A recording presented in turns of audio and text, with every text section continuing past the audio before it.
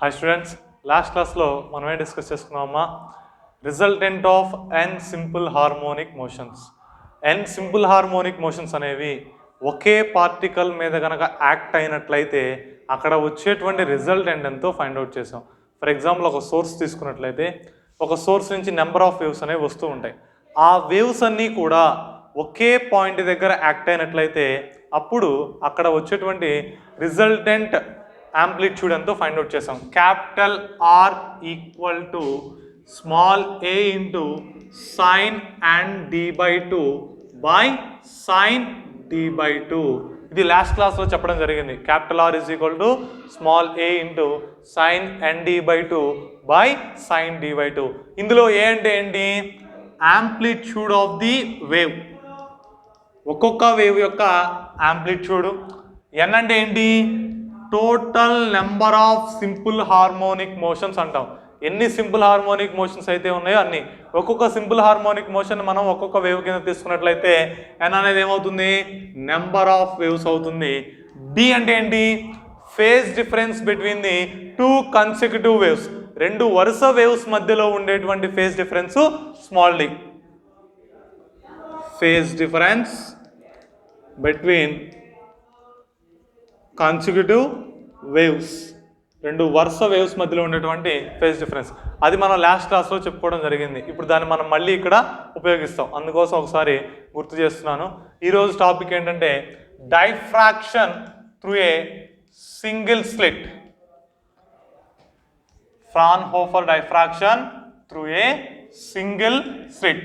Single slit గుండా light అనేది pass అయినట్లయితే అక్కడ వచ్చేటువంటి డైఫ్రాక్షన్ ఏ విధంగా ఉంటుంది అంటే, అక్కడ alternative dark band, bright band వస్తాయి కాబట్టి ఆ డార్క్ బ్యాండ్ యొక్క ఇంటెన్సిటీ ఎంత ఉంటుంది, బ్రైట్ బ్యాండ్ యొక్క ఇంటెన్సిటీ ఎంత ఉంటుంది, ఎప్పుడెప్పుడు వస్తాయి అనేది ఈరోజు క్లాస్లో మనం స్టడీ చేసుకుందాం. దీనే Fraunhofer diffraction through a single slit అని చెప్పుకోవచ్చు, లేకపోతే diffraction through a single slit అని కూడా చెప్పుకోవచ్చు. సింగిల్ స్లిట్ గుండా లైట్ అనేది పాస్ అయినట్లయితే అక్కడ మనకి ఇంటెన్సిటీ అనేది ఏ విధంగా ఉంటుంది, ఏ సందర్భంలో ఎక్కువ ఇంటెన్సిటీ వస్తుంది, ఏ సందర్భంలో తక్కువ ఇంటెన్సిటీ వస్తుంది అనేది మనం చూద్దాం. సరే, we are considering a slit AB of width small E. ఇదిగోండి, ఏబి అనేటువంటి ఒక స్లిట్ తీసుకున్నాను. ఈ స్లిట్ యొక్క విడ్త్ అంటే ఇదిగోండి, ఈ పాయింట్ ఏ నుంచి ఇక్కడ బి వరకు ఈ విడ్త్ ఎంతకు సమానం అనుకుందాం? స్మాల్ ఈకి సమానం అనుకుందాం. A plane wave front WW prime is incident on the slit AB. ఏం చేసాం? ఫస్ట్ ఒక స్లిట్ తీసుకున్నాం, ఏబి అనేటువంటి స్లిట్ని.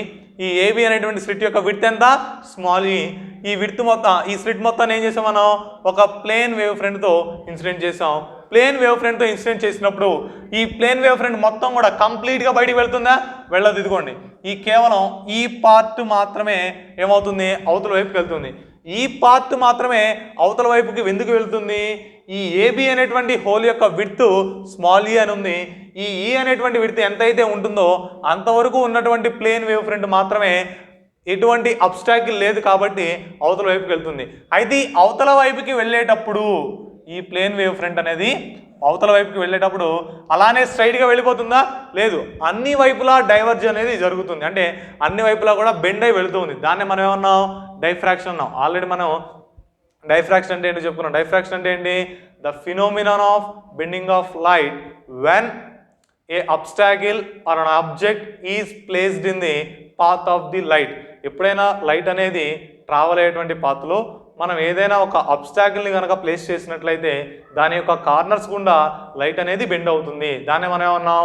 డైఫ్రాక్షన్ అన్నాం. ఇప్పుడు ఇక్కడ కూడా అదేవిధంగా ఒక ప్లేన్ వేవ్ ఫ్రంట్ని మనం ఇన్సిడెంట్ చేసినప్పుడు ఈ ఏబి అనేటువంటి స్లిట్ గుండా ఈ ప్లేన్ వేవ్ ఫ్రంట్ అనేది బయటికి వెళ్ళాలి. అయితే ఎంతవరకు అయితే మనకి ఎటువంటి అబ్స్ట్రక్షన్ లేదు, అంటే ఈ ఏకి బికి మధ్యలో ఇదిగోండి ఈ రెండు పాయింట్స్ మధ్యలో ఎటువంటి అబ్స్ట్రక్షన్ లేదు కాబట్టి ఇంతవరకు ఉన్నటువంటి ప్లేన్ వేవ్ ఫ్రంట్ ఏమవుతుంది?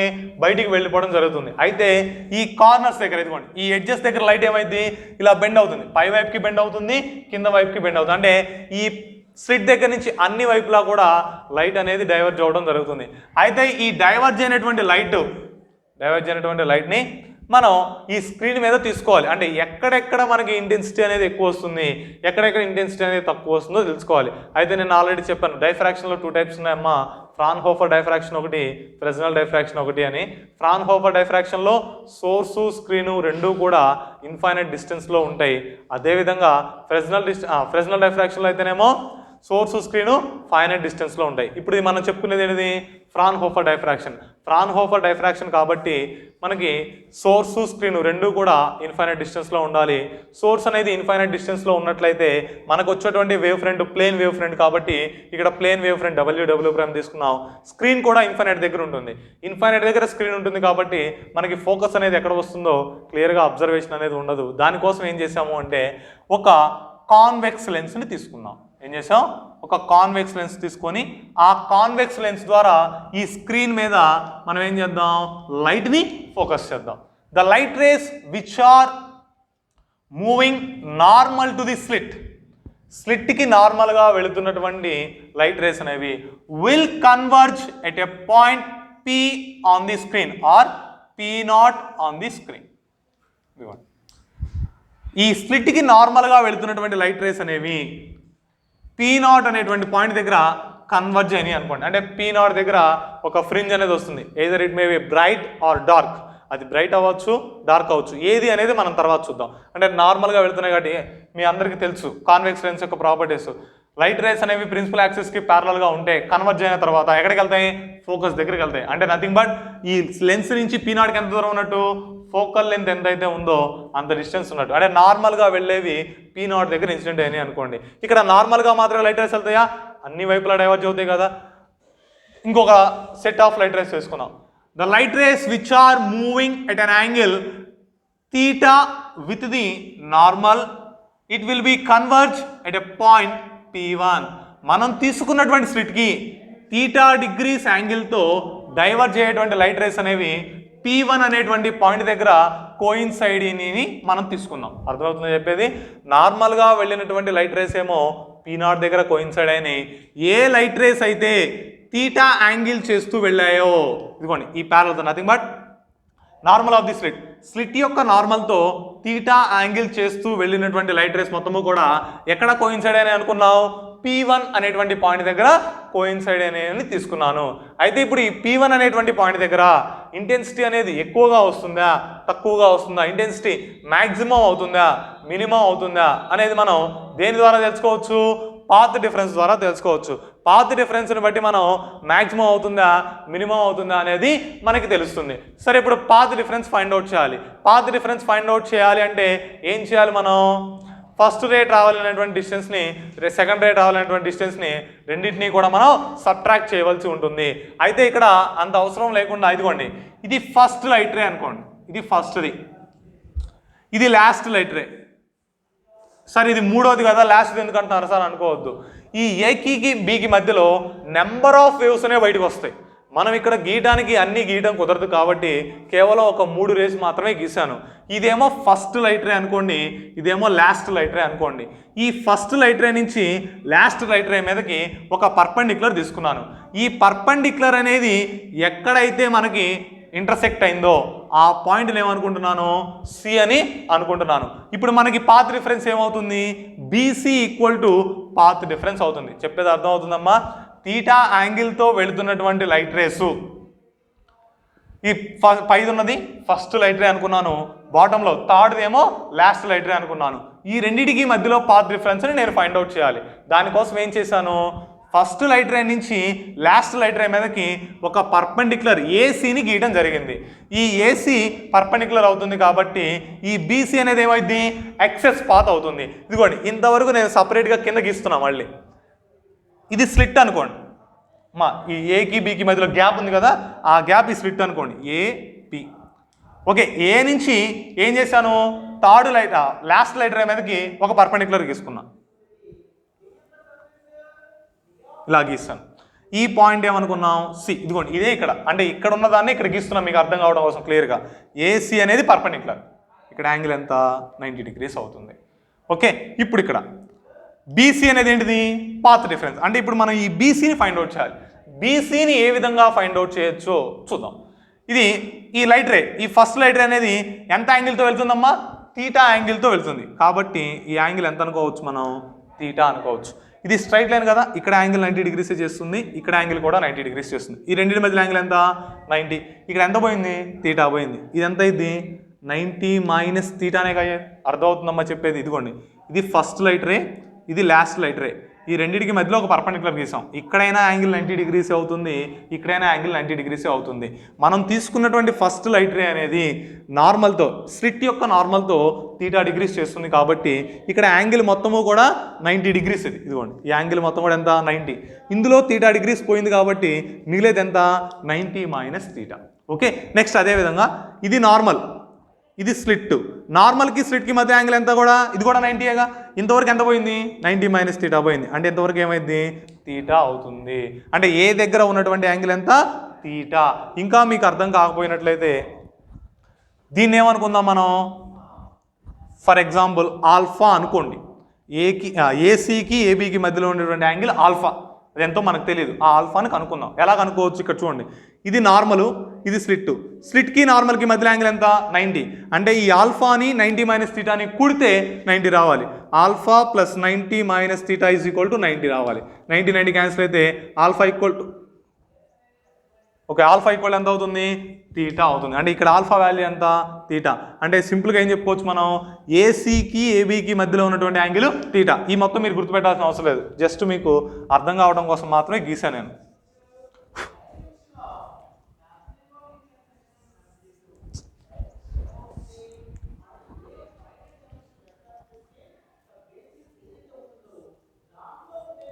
ఏసి ఇక్కడ యాంగిల్ ఎంతమ్మా తీటా. ఇక్కడ యాంగిల్ కూడా ఎంత వస్తుంది తీటా వస్తుంది. ఇందాక చెప్పాను కదా ఎలా వస్తుందంటే ఇది తీటా. మనకేం కావాలి ఇప్పుడు బీసీ అనేది కావాలి. బీసీ అనేది ఏమవుతుంది పాత్ డిఫరెన్స్ అవుతుంది. ఇప్పుడు బీసీని ఏ విధంగా ఫైండ్ అవుట్ చేయొచ్చు ఒకసారి అబ్జర్వ్ చేయండి మీరు. బీసీ అనేది ఏ విధంగా ఉంది, ఇది 90 డిగ్రీస్ కదా, అంటే రైట్ యాంగిల్ ట్రయాంగిల్. ఏసీబీ అనేది ఒక రైట్ యాంగిల్ ట్రయాంగిల్. ఈ రైట్ యాంగిల్ ట్రయాంగిల్లో మనకు కావాల్సినటువంటిది బీసీ. బీసీ అనేటువంటి ఎక్సెస్ పాత్ ఏ విధంగా ఉంది ట్రయాంగిల్లో, అడ్జసెంట్గా ఉందా, ఆపోజిట్గా ఉందా, హైపోటెన్యూస్లో ఉందా, ఆపోజిట్లో ఉంది. అంటే బీసీ అనేది ఆపోజిట్లో ఉంది. అంటే ఆపోజిట్ కావాలి మనకి. ఇంకేం తెలుసు, అడ్జసెంట్ తెలుసా, హైపోటెన్యూస్ తెలుసా? హైపోటెన్యూస్ తెలిసింది. ఎందుకని ఏ నుంచి బీకి ఉండేటువంటి దూరం ఎంత అనుకున్నాను స్మాల్ ఈ అనుకున్నా. కాబట్టి ఇక్కడ స్మాల్ ఈ అని మనం రాసుకున్నాం అనుకోండి. ఆపోజిట్ కావాలి, హైపోటెన్యూస్ తెలుసు. ఆపోజిట్కి హైపోటెన్యూస్కి మధ్యలో ఉన్నటువంటి రిలేషను సైన్ తీటా. కాబట్టి మనం ఏం రాసుకోవచ్చు, from right angle triangle ACB sine theta is equal to ఏనాయచ్చు ఆపోజిట్ బై హైపోటెన్యూస్. ఆపోజిట్ వచ్చేసరికి బీసీ, హైపోటెన్యూస్ వచ్చేసరికి ఏబి. దీన్ని బట్టి మనం బీసీ ఈజ్ ఈక్వల్ టు ఏమని రాసుకోవచ్చు ఏబి సైన్ తీటా అని రాసుకోవచ్చు. ఏబి ఎంతకు సమానం ఈకి సమానం. కాబట్టి బీసీ ఈక్వల్ టు ఏమవుతుంది ఈ సైన్ తీటా అవుతుంది. అంటే path difference is equal to e sine theta. ఇది ఎక్కడ ఉన్నటువంటి పాత్ డిఫరెన్స్ మనకి ఫస్ట్ లైట్ రేకి లాస్ట్ లైట్ రేకి మధ్యలో ఉన్నటువంటి path difference e sine theta. Okay, ఇప్పుడు మనం పాత్ డిఫరెన్స్ తెలిసింది, మరి ఫేజ్ డిఫరెన్స్ కనుక్కోవచ్చు. పాత్ డిఫరెన్స్కి ఫేజ్ డిఫరెన్స్కి ఫార్ములా ఏంటి, relation phase difference is equal to 2π/λ into path difference. ఇది formula. Phase difference is equal ఎంత 2π/λ into path difference. Phase difference కావాలి, పాత్ డిఫరెన్స్ తెలుసు. ఈ వాల్యూ తీసుకెళ్ళి ఇందులో సబ్స్టిట్యూట్ చేయనప్పుడు ఏమవుతుంది 2π/λ ఇంటూ పాత్ డిఫరెన్స్ ఎంత ఈ సైన్ తీటా. అంటే 2π/λ ఇంటూ ఈ సైన్ తీటా అవుతుంది. దేనికి సమానం ఇది ఫేజ్ డిఫరెన్స్ సమానం. ఎక్కడ ఉన్నటువంటి ఫేజ్ డిఫరెన్స్ అమ్మా ఇది ఫస్ట్ లైట్ రేకి లాస్ట్ లైట్ రేకి మధ్యలో ఉన్నటువంటి phase difference 2π/λ into e sine theta. అయితే ఇందులో ఎన్ని వేవ్స్ వస్తాయి మనకు తెలుసా, 10 వస్తాయో 20 వస్తాయో 100 రావచ్చు, 200 రావచ్చు, 2000 రావచ్చు, 1000 కూడా రావచ్చు. ఓకే, ఎన్నైనా రావచ్చు. అంటే ఇక్కడ ఎన్ని ఉంటే మనకు తెలియదు. అందుకని మనం ఏం అనుకుందాం, ఈ ఏకి బికి మధ్యలో n నెంబర్ ఆఫ్ వేవ్స్ అనేవి వస్తున్నాయి అనుకుందాం. Okay, n waves are existed between A and B. The let అంటే మనం తీసుకుంటున్నాం ఏకి బికి మధ్యలో n వేవ్స్ అనేవి ఎగ్జిస్ట్ అవుతున్నాయి. అంటే n వేవ్స్ అనేవి బయటకు వస్తున్నాయి అనుకుందాం. ఫస్ట్ లైట్ రేకి లాస్ట్ లైట్ రేకి మధ్యలో ఉన్నటువంటి phase difference 2π/λ into e sine theta. Okay, ఇప్పుడు మరి ఫస్ట్ దానికి సెకండ్ దానికి మధ్యలో ఎంత ఉంటుంది, సెకండ్ దానికి థర్డ్ దానికి మధ్యలో ఎంత ఉంటుంది తెలిసిద్దా? తెలిసిద్ది. ఎలా తెలిసిద్ది అంటే ఫర్ ఎగ్జాంపుల్ ఇదిగోండి 10 వేవ్స్ ఉన్నాయి అనుకుందాం. ఎన్ని ఉన్నాయి? 10 వేవ్స్ ఉన్నాయి. ఫస్ట్ వేవ్కి 10th వేవ్కి మధ్యలో ఫేజ్ డిఫరెన్స్ 30 degrees అనుకుంటున్నా. ఓకే, ఫస్ట్ వేవ్కి 10th వేవ్కి మధ్యలో ఎంత? 30 degrees అనుకుంటున్నా. మరి ఫస్ట్ దానికి సెకండ్ దానికి మధ్యలో ఎంత ఉంటుంది? ఎంత ఉంటుంది? 1/30. 1/30నా 10/30నా? 10/30 ఉంటుంది. 10/30 ఎందుకు ఉంటుంది? ఒక్క నిమిషం. ఓకే, ఇక్కడ చూడండి. ఫస్ట్ మొత్తం ఎన్ని వేవ్స్ తీసుకున్నాం? 10 వేవ్స్ తీసుకున్నాం. ఫస్ట్ వేవ్కి 10th వేవ్కి మధ్యలో ఉన్నటువంటి ఫేజ్ డిఫరెన్స్ 30 degrees. ఓకే, ఇప్పుడు నాకు ఫస్ట్ వేవ్కి సెకండ్ వేవ్కి మధ్యలో ఉన్నది కావాలి. ఇప్పుడు మొత్తం ఎన్ని ఉన్నాయి? 10 వేవ్స్ ఉన్నాయి. మొత్తానికి కలిపి ఫేజ్ డిఫరెన్స్ ఎంత ఉంది? 30 ఉంది. అంటే ఇప్పుడు ఏం రాసుకోవచ్చు? 30/10 అని రాసుకోవచ్చుగా. అంటే ఫస్ట్ దానికి సెకండ్ దానికి మధ్యలో ఫేజ్ డిఫరెన్స్ 3 degrees, సెకండ్ దానికి థర్డ్ దానికి మధ్యలో 3 degrees, థర్డ్ దానికి ఫోర్త్ దానికి మధ్యలో 3 degrees, ఫోర్త్ దానికి ఫిఫ్త్ దానికి మధ్యలో 3 degrees. ఇలా వరుసగా చేసుకుంటే ప్రతి దానికి మధ్యలో ఏమొస్తుంది? 3 degrees ఫేజ్ డిఫరెన్స్ వస్తుంది. అంటే ఇక్కడ ఏ విధంగా మనం ఫైండ్ అవుట్ చేయొచ్చు? Total phase divided by total number of waves. అర్థమవుతుందా చెప్పేది? మనం 10 వేవ్స్ తీసుకుంటే మొదటి వేవ్కి 10th వేవ్కి మధ్యలో ఫేజ్ డిఫరెన్స్ 30 degrees అన్నాను. ఇప్పుడు ఫస్ట్ దానికి సెకండ్ దానికి మధ్య ఎంత ఉంటుంది? 30/10 ఉంటుంది. 30/10 అంటే ఎంత? 3. అంటే ఫస్ట్ దానికి సెకండ్ దానికి మధ్యలో ఫేజ్ డిఫరెన్స్ 3 degrees, సెకండ్ దానికి థర్డ్ దానికి మధ్యలో ఫేజ్ డిఫరెన్స్ 3 degrees, ఫోర్త్ దానికి ఫిఫ్త్ దానికి మధ్యలో కూడా 3 degrees. అంటే రెండు కన్సిక్యూటివ్ వేవ్స్ మధ్యలో ఎంత ఫేజ్ డిఫరెన్స్ ఉంటుంది? 3 degrees ఉంటుంది. ఇది ఏ విధంగా ఫైండ్ అవుట్ చేసాం? Total phase 30 divided by total number of waves వచ్చాం. అంటే ఇక్కడ మన అర్థం ఏంటి? To find out the phase difference between two consecutive waves, we have to divide the total phase difference with the number of waves. ఏవైనా రెండు consecutive waves, రెండు వరుస వేవ్స్ మధ్యలో ఉన్నటువంటి ఫేజ్ డిఫరెన్స్ని మనం ఫైండ్ అవుట్ చేయాలి అంటే ఏం చేయాలి? మొత్తం ఫేజ్ ఎంతైతే ఉందో దాన్ని మొత్తం నెంబర్ ఆఫ్ వేవ్స్ ఎన్నైతే ఉన్నాయో దాంతో డివైడ్ చేసుకోవాల్సి ఉంటుంది. Phase difference between two consecutive waves is 1/nth of the total phase. Okay, ఇందాక చెప్పాను కదా మనకి మొత్తానికి కలిపి ఎంత ఫేజ్ డిఫరెన్స్ ఉందో దాన్ని మొత్తం ఎన్ని నెంబర్ ఆఫ్ వేవ్స్ ఉన్నాయో దాంతో డివైడ్ చేసినట్లయితే మనకేమొస్తుంది? రెండు వరుస వేవ్స్ మధ్యలో ఉన్నటువంటి ఫేజ్ డిఫరెన్స్ వస్తుంది. ఇక్కడ మొత్తం ఫేజ్ ఎంత? 2π/λ ఇంటూ ఈ సైన్ థీటా. ఎన్ని వేవ్స్ ఉన్నాయి అనుకున్నా నేను? n వేవ్స్ ఉన్నాయని అనుకున్నా. అప్పుడు ప్రతి రెండిటికి మధ్యలో ఉండేటువంటి ఫేజ్ డిఫరెన్స్ ఎంత అవుతుంది? 1/n into 2π/λ into e sine theta అవుతుంది. ఏంటిది? Phase difference between the two consecutive waves, రెండు వరుస వేవ్స్ మధ్యలో ఉండేటువంటి ఫేజ్ డిఫరెన్స్. ఒకటో దానికి రెండో దానికి మధ్యలో ఎంత ఫేజ్ డిఫరెన్స్ ఉంటుంది? రెండో దానికి మూడో దానికి మధ్యలో ఇంతే ఉంటుంది. మూడో దానికి నాలుగో దానికి మధ్యలో ఇంతే ఉంటుంది. నాలుగో దానికి ఐదో దానికి మధ్యలో ఇంతే ఉంటుంది. అంటే రెండు వరుస వేవ్స్ మధ్యలో ఉండేటువంటి phase difference 1/n into 2π/λ into e sine theta. దీన్ని నేనేమనుకుంటున్నానంటే డి అని అనుకుంటున్నా. ఎంత అనుకున్నాం? డి. ఎందుకు అనుకున్నాము అంటే లాస్ట్ క్లాస్లో మనం resultant of n simple harmonic motions చెప్పాం. n వేవ్స్ అనేవి ఒకే పాయింట్ దగ్గర యాక్ట్ అయినట్లయితే మనకు వచ్చేటువంటి resultant amplitude capital R is equal ఎంత? a into sign ND/2 by sine D/2. ఇందులో a అనేది యాంప్లిట్యూడ్, n అనేది నెంబర్ ఆఫ్ వేవ్స్, d అనేది phase difference between the two consecutive waves. ఇది ఎందుకు వచ్చింది సార్ అంటే ఇక్కడ మనం ఇందాక P1 దగ్గర ఇంటెన్సిటీ కనుక్కోవాలి అని చెప్పాం. ఈ P1 దగ్గర ఎన్ని వేవ్స్ యాక్ట్ అవుతున్నాయి? ఏకి బికి మధ్యలో ఎన్ని వేవ్స్ అయితే వస్తున్నాయో ఆ అన్ని వేవ్స్ మొత్తము కూడా P1 దగ్గర ఇన్సిడెంట్ అవుతున్నాయి. ఇక్కడ మనం ఎన్ని వేవ్స్ వస్తున్నాయి అనుకున్నాను? n వేవ్స్ వస్తున్నాయి అనుకున్నాం. అంటే ఈ ఏకి బికి మధ్యలో వచ్చేటువంటి n వేవ్స్ అనేవి P1 దగ్గర కోయిన్సైడ్ అవుతున్నాయి. అంటే P1 దగ్గర సూపర్పొజిషన్ జరుగుతున్నాయి. P1 దగ్గర సూపర్పొజిషన్ జరిగి మనకి రిజల్టెంట్ని ఇస్తున్నాయి. ఆ రిజల్టెంట్ నేను ఇక్కడ మొత్తం సాల్వ్ చేయట్లేదు. లాస్ట్ క్లాస్లో మనం ఏ విధంగా అయితే సాల్వ్ చేసామో డైరెక్ట్గా ఆ వాల్యూని రాసుకుంటున్నా. అదిగో R is equal to a into sign ND/2 by sine D/2, resultant of n simple harmonic waves. మా ఇది ఎలా రాసానో అర్థమైందా? లాస్ట్ క్లాస్లో n సింపుల్ హార్మోనిక్ మోషన్స్ తీసుకుంటే ఆ మొత్తము కూడా ఒకే పాయింట్ దగ్గర ఉన్నట్లయితే ఫార్ములా ఇది. ఇప్పుడు సేమ్ ఇక్కడ కూడా అదే విధంగా P1 అనేటువంటి పాయింట్ దగ్గర ఏకి బికి మధ్యలో ఉన్నటువంటి n వేవ్స్ అనేవి యాక్ట్ అవుతున్నాయి.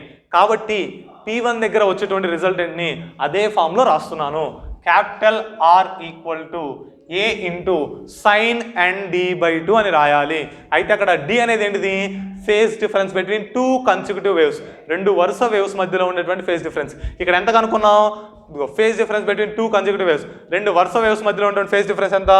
1/n into 2π/λ into e sine theta, అంటే D వాల్యూ ఇది. ఈ D వాల్యూని తీసుకెళ్ళి ఆ ఫార్ములాలో మనం సబ్స్టిట్యూట్ చేసినట్లయితే P1 దగ్గర రిజల్టెంట్ అనేది మనకి వస్తుంది. A into sign n/2 into ఎంత రాయాలమ్మా? D equal to 1/n into 2π/λ into e sine theta, 2π e sine theta by n lambda.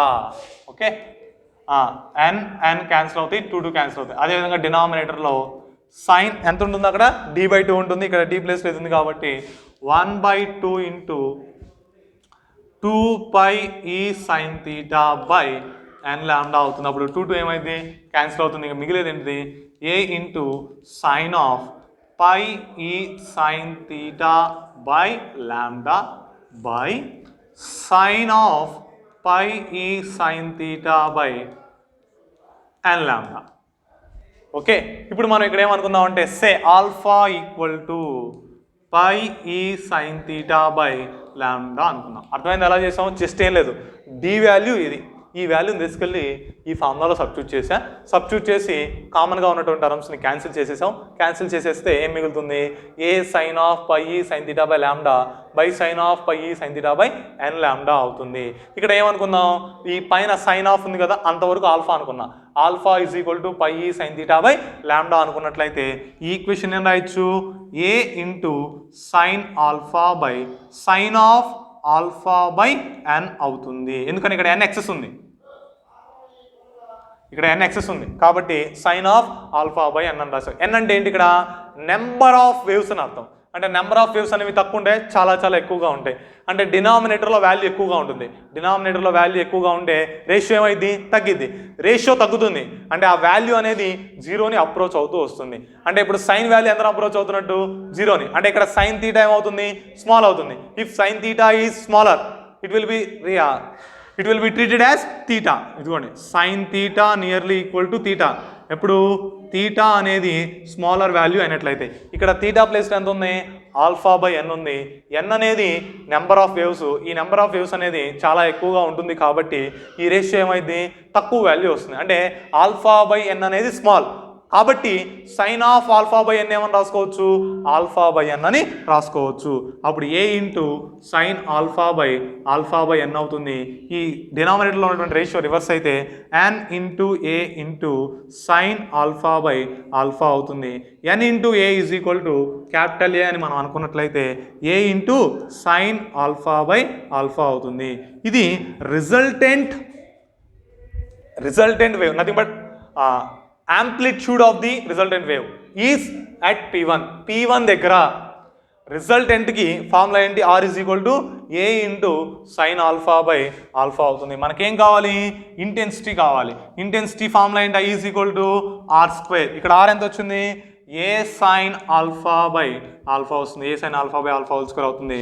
అప్పుడు I is equal to A² sine square alpha by alpha square. ఏంటిది?